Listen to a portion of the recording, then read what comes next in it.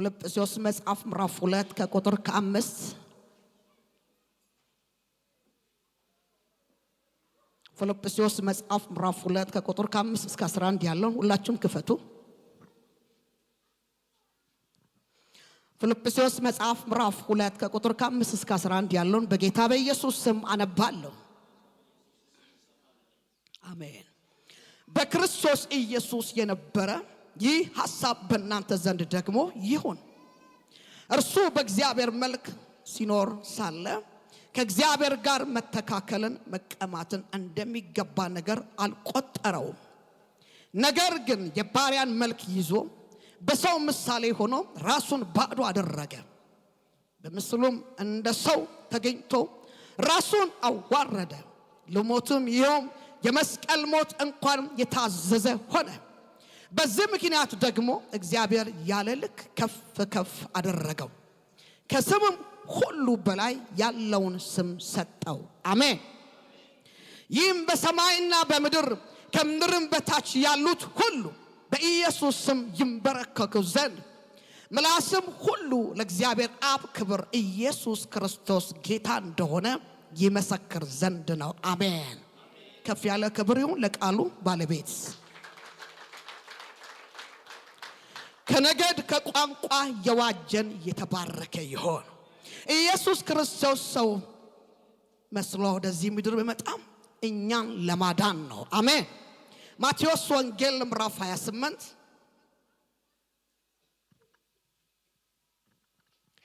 የማቴዎስ ወንጌል መጽሐፍ ምዕራፍ 28 ከቁጥር 1 ማቴዎስ ወንጌል መጽሐፍ ምዕራፍ 28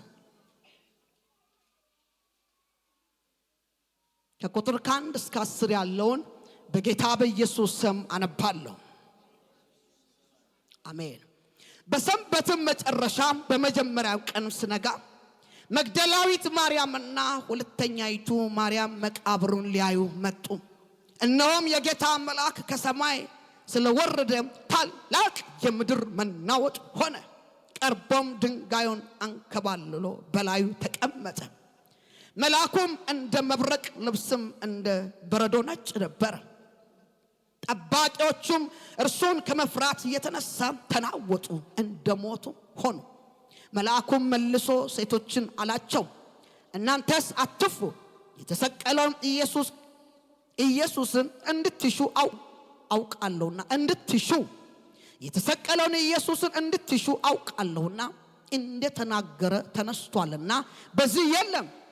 የተኛበትን ስፍራ ኑና እዩ፣ ፈጥናችሁም ሂዱና ከሙታን ተነሳ፣ እነሆም ወደ ገሊላ ይቀድማችኋል፣ በዛም ታዩታላችሁ ብላችሁ ለደቀ መዛሙርት ንገሯቸው። እነሆም ነገሯቸው ይላል። የጌታ ስም ለዘላለም የተባረከው። በፍርሃትና በታላቅ ደስታም ፈጥነው ከመቃብሩ ሄዱ፣ ለደቀ መዛሙርቱም ሊያወሩ ሮጡ። እነሆም ኢየሱስ አገኛቸውና ደስ ይበላችሁ አላቸው። እነርሱም ቀርቦ እግሩን ይዘው ሰገዱለት። በዚያን ጊዜም ኢየሱስ አትፍሩ፣ ሄዳችሁ ወደ ገሊላ እንዲሄዱ ለወንድሞቻችሁ ተናገሩ፣ በዚያም ያዩኛል አላቸው። ሃሌሉያ። ኢየሱስ ከሙታን ተነስቷል። ዛሬም እናውጃለን፣ ኢየሱስ ተነስቷል። ማርቆስ ወንጌል ምዕራፍ 16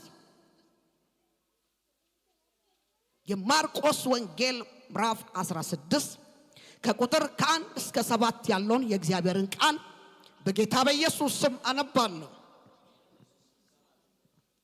ሰንበትም ካለፈ በኋላ መግደላዊት ማርያም፣ ያዕቆብ እናት ማርያም፣ ሰሎሞን መጥተው ሽቶ ይገዙ። ከሳምንተኛው በፊተኛውም ቀን እጅግ በማለዳ ፀሐይ ከወጣ በኋላ ወደ መቃብር መጡ። እርስ በርሳቸውም ድንጋዩን ከመቃብር ደጅ ማን ያንከባልልልናል ይባባሉ ነበር። ድንጋዩም እጅግ ትልቅ ነበርና አሻቅቦም አይተው ድንጋዩ ተንከባሎ እንደነበረ ተመለከቱ። ወደ መቃብሩም ገብተው ነጭ ልብስ የተጎናጸፈ ጎልማሳ በቀኝ በኩል ተቀምጦ አዩና ደነገጡ። እርሱ ግን አትደንግጡ፣ የተሰቀለውን የናዝሬቱን ኢየሱስ ትፈልጋላችሁ? ተነስቷል፣ በዚህ የለም። አሜን።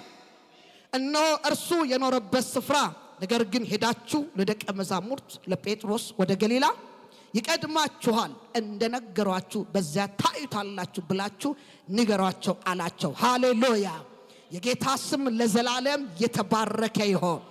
አሜን። ኢየሱስ ክርስቶስ ተነስቷል። ዛሬ ቢያምኑም ባያምኑም ቃል ይዤ መጥቻለሁ። ኢየሱስ ክርስቶስ ተነስቷል። ኢየሱስ ክርስቶስ ተነስቷል። ይህን ቃል እየሰማችሁ ያላችሁ እጃችሁን ከፍ አድርጉና ኢየሱስ ክርስቶስ ተነስቷል በሉ እስኪ። ድገሙልን የመጨረሻ። ሃሌሉያ! ከተንሳኤ ምን አገኘን? ኢየሱስ ከመነሳቱ ከተንሳኤ ምን አገኘን? ሞታችንን ክርስቶስ ሞቶልን አሸነፈ። ኧረ አሜን! ሞታችንን ክርስቶስ ሞቶልን አሸንፎ ዛሬ በሞት ላይ ኧረ አሜን አሸናፊ የሆነው ጌታ ዛሬ እኛ ጋር አለ። ኧረ አሜን! ጳውሎስ ያለውን ሰማችሁ? ሞት ሆይ ማስፈራራትክ የታለ? ሲኦል ሆይ ድል መንሳት የታለ አለው። ኧረ አሜን! የሚገርማችሁ ነገር ሞት ተሸንፏል። እጃችሁን ከፍ አድርጉና ሞት ተሸንፏል በሉ። አንፈራም በሉ። የት እንደምንሄድ እናውቃለን በሉ። የዘላለምን ሕይወትን ሰጠን። ኧረ አሜን! ኢየሱስ ሞትን አሸንፎ አሜን የእስራትን ገመድ ተበጣጠሰ። ሃሌሉያ! መነሳት በኢየሱስ ስም ሆነልን። ሃሌሉያ! ኢየሱስን ሞት ሊይዘው አልቻለም። የኛ ጀግናን ሞት ሊይዘው አልቻለም። የሞት ጉልበቱ አቅሙ ተወሰደበት። እስቲ የሞት ብሏ ጉልበቱ አቅሙ ተወሰደበት በሉ እስቲ። ሃሌሉያ! የትንሣኤ ታዲያ ውጤቶች ምንድናቸው? ኧረ አሜን! እንደተናገረው ኢየሱስ ተነሳ። እንደተናገረው እንዲሁም አደረገ። ሉቃስ ወንጌል ምዕራፍ 24 ብሉይ ኪዳን ላይ ሉቃስ ወንጌል ምዕራፍ 24 ቁጥር 7 ላይ እግዚአብሔርን ቃል አነባዋለሁ። እንደዚህ ይላል፣ የሰው ልጆች በኃጢአተኞች እጅ አልፎ ሊሰጥና ሊሰቀል በሶስተኛው ቀን ልነሳ ግድ ነው እያለ ገና በገሊላ ሳለ ለእናንተ እንደተናገረ አሰቡ። ኧረ አሜን! ሞት ማለት እስትንፋስ የሌለበት ነገር፣ ያከተመ ነገር፣ ያበቃ ነገር ማለት ነው። ኧረ አሜን! ዛሬ እናገራለሁ፣ ጸጥ ሊያደርጋችሁ የወጣ ነገር ሁሉ ጸጥ ይላል። ሞት ተመታ በኢየሱስ ክርስቶስ ስም። ኧረ አሜን! እጃችሁን ከፍ አድርጉና ሞት ተመታ በሉ እስቲ። ድገሙ የመጨረሻ፣ ድገሙ የመጨረሻ። ሞት ተመታ። ትንሣኤ ሆኖልናል። ትንሣኤ ሆኖልሻል። ትንሣኤ ማለት መነሳት ማለት ነው። አሜን! እጃችሁን ከፍ አድርጉና መነሳት ሆኖልናል በሉ። የትንሣኤው ውጤት ምንድነው? ሶስተኛ ድንጋዩን አንከባለለው። ወይ እጃችሁን ከፍ አድርጉ። ተንከባለለ በሉ። ድገሙ የመጨረሻ። ሰይጣን ሊያሸንፍክ የወጣው የደረደረው ድንጋዩን ኢየሱስ አንከባለለው። ዛሬ እናገራለሁ፣ ድንጋዩ ተንከባለዋል። ድንጋዩ ተንከባለዋል። ሰይጣን በሰው አእምሮ ላይ ድንጋይ ይጭናል፣ በሰው ጤና ላይ ይጭናል፣ በሰው መንገድ ላይ ይጭናል። ዛሬ ቃል ይዤ መጥቻለሁ። የትንሣኤ ውጤት ድንጋዩ ተንከባለዋል። አላላችሁም? ድንጋዩ ተንከባለዋል በሉ እስቲ። ድገሙ የመጨረሻ፣ የመጨረሻ። ኃጢአት በክርስቶስ ደም ተደመሰሰ። ወይ ኧረ አሜን! ኃጢአት በሏ በክርስቶስ ደም ተደመሰሰ በሉ። ለዚህ ነው የእግዚአብሔር ቃል ሲናገር የክርስቶስ ደም ከኃጢአት ሁሉ ምን ያደርጋል? ያነጻል። ሰይጣን በሰው ላይ ብዙ ነገር ሊያሸክም ይመጣል። በሽታን፣ ባዶነትን፣ ጭንቀትን፣ ችግርን፣ ብዙ አይነት ነገር፣ ደህንነትን፣ ዘረኝነትን በተለያየ አቅጣጫ ልጭን ይመጣል። የክርስቶስ ደም ግን በኢየሱስ ስም ኧረ አሜን ደም ሲሶልናል። ሃሌሉያ! ባሪያ ጨዋ የለም፣ ሁሉም በክርስቶስ ደም አንድ ሆነናል። ክርስቶስ ስለኛ በደል ኃጢአት እርሱ ተሰቀለ፣ ሞተ። ነገር ግን በሶስተኛው ቀን ምን ሆነ ይላል? ተነሳ። ሃሌሉያ! የኛ ቶራ ውሸትን አያወራ። መሪያሜ ወንጌላችን ውሸት አያወራ። መሪያሜ ወንጌላችን ሕያው ነው በሉ። ሃሌሉያ። ከየትም የማናገኘውን በረከትን ኢየሱስ ሰጠን። አሜን። አንደኛ ጴጥሮስ ምዕራፍ 1 ከቁጥር 3 ላይ ስንመለከት፣ ሌላው ደግሞ የመንፈስ ቅዱስ ጥምቀትን ተቀበልን። ኧረ አሜን ሃሌሉያ። ስድስተኛ ረፍትንና ደስታን ተቀበልን። ኧረ አሜን። ሰባተኛ ሁላችንም በደሙ ተቀደስን።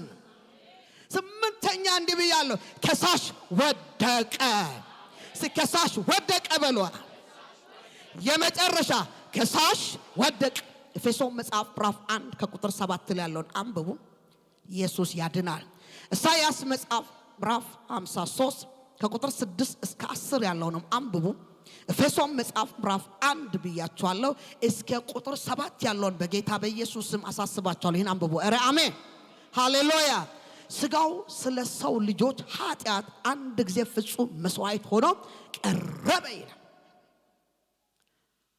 ዕብራውያን መጽሐፍ ምዕራፍ 10 ከቁጥር 10 ላይ በስጋው ኃጢአታችን ምን አረገ? ተሸከመ ይላል። ክርስቶስ ስለና ስለአንቺ በደል ስለ በኢየሱስ በእውነት ዛሬ የዳነ ሰው ለጌታ ከፍ ያለ ክብር ያምጣ። በስጋው ኃጢአታችን ምን አደረገ? ተሸከመ። አንደኛ ጴጥሮስ ምዕራፍ 2 ላይ ስንመለከት ኢየሱስ ጌታ ነው። ስጋው በመገረፉ ቁስል እኛ ተፈወስን ይላል እግዚአብሔር ቃል። ኢሳይያስ መጽሐፍ ምዕራፍ 53 ከቁጥር 4 እስከ 5 ድረስ ያለው ስናነብ ስጋው በመገረፉ ቁስል እኛ ደግሞ ምንሆን? ተፈወስን። አሜን። ስጋው የሾህ አክሊል ጉንጉን በራሱ ላይ አደረጉበት፣ ዛቱበት፣ ተፉበት፣ ራሱንም በመቃን መቱት ይላል ማቴዎስ ወንጌል ምዕራፍ 27 ከቁጥር 28 እስከ 31። ማርቆስ ወንጌል ምዕራፍ 15 ከቁጥር 17 እስከ 20 ያለው አንብቡ። ኧረ አሜን። ስጋው በጦር ተወጋ፣ ደምና ውሃ ወጣ ይላል። ስጋው የክርስቶስ ስጋው ስለኔና ስላንተ ስል ስጋው በጦር ተወጋ፣ ደምና ምን ወጣ? ውሃ ወጣ ይላል። ኧረ አሜን። ይህ ሁሉ በደል ተገኝቶበት ሳይሆን ስለኔና ስለናንተ በደል ኃጢአት እግዚአብሔር አብ አንዱን ልጁን ልኮልን። ኧረ አሜን። ስጋው ራቁቱን ተሰቀለ፣ ከ6 ሰዓት እስከ 9 ሰዓት በመስቀል ላይ ዋለ። ማቴዎስ ወንጌል ምዕራፍ 27 ከቁጥር 45 ላይ